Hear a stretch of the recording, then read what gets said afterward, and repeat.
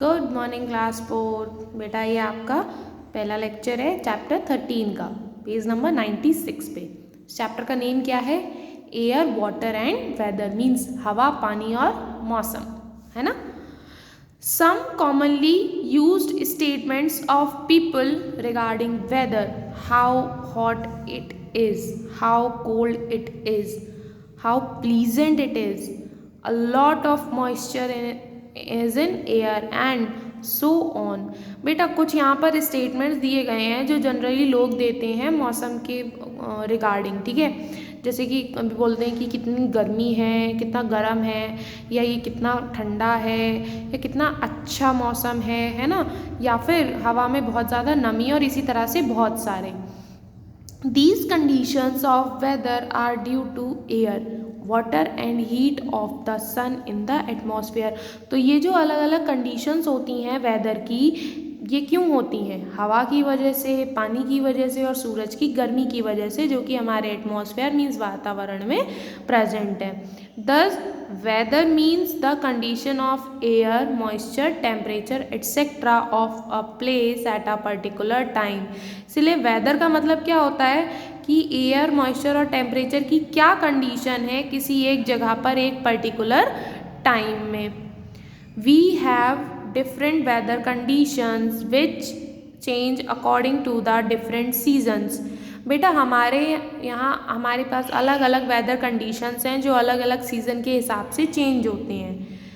Weather changes not only in different seasons but also from day to day, sometimes even hour to hour। और जो मौसम में जो changes आते हैं वो सिर्फ सीजन्स में ही नहीं आते हैं। कई बार आज कुछ है कल कुछ है, मीन्स दिन में भी चेंजेस आ सकते हैं और कई बार घंटों में भी, है ना। जैसे अभी विंटर का टाइम है तो किसी दिन बहुत ज़्यादा ठंड होती है तो किसी दिन ठंड थोड़ी सी कम होती है ना। तो जो फैक्टर, जो घटक आपके वेदर मीन्स मौसम पर प्रभाव डालते हैं या प्रभावित करते हैं वो हैं सन, एयर और वाटर, यानी कि सूरज, हवा और पानी। तो सबसे पहले sun. The sun is the main factor that determines the weather of a particular place.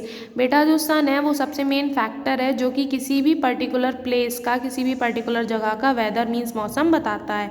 It causes movement of air, changes in forms of water and variation in temperature. क्यों?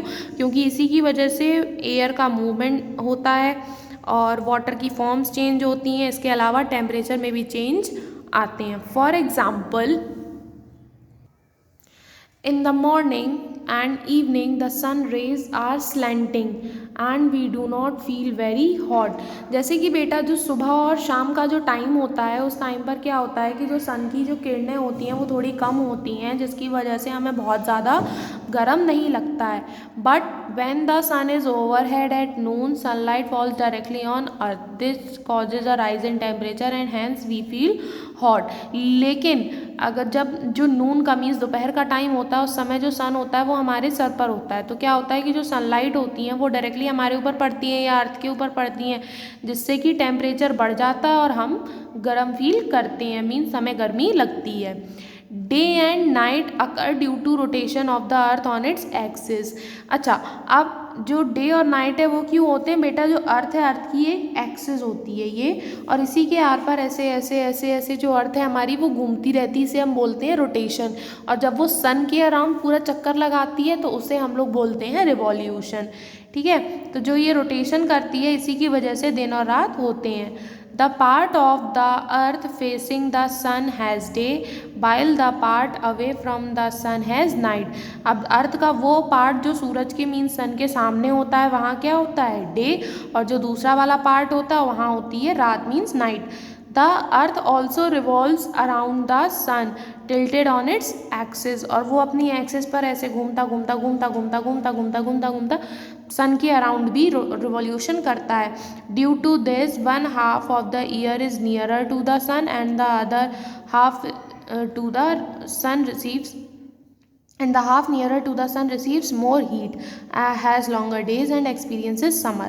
तो क्या होता है कि आधे साल क्या होता है कि जो हमारी अर्थ होती है वो सन के पास होती है, जिसकी वजह से वहाँ भाई ज़्यादा हीट मिलती है, ज़्यादा रोशनी मिलती है, तो वो गर्मियों का टाइम होता है और दिन भी तब बड़े बड़े होते हैं, ठीक है। और वहीं पर जो हाफ होता है, जो बचा हुआ रह जा हाफ टाइम क्या होता है कि जो हमारी अर्थ होती है वो सन से दूर होती है, तो वो कम हीट रिसीव करती है, दिन भी छोटे और हमें ठंड लगती है, तो वो टाइम होता है विंटर का। Thus we see that revolution of the earth around the sun causes change in season. तो इसलिए हमने ये देखा कि जो अर्थ का जो रिवॉल्यूशन होता है सन के अराउंड में, उसी की वजह से सीजन में चेंजेस आते हैं। ठीक है, आपका लेक्चर यहीं पर कंप्लीट होता है। अभी जितना आपको पढ़ाया गया है उतना आप रीड करेंगे अपने होमवर्क में। Okay, thank you class.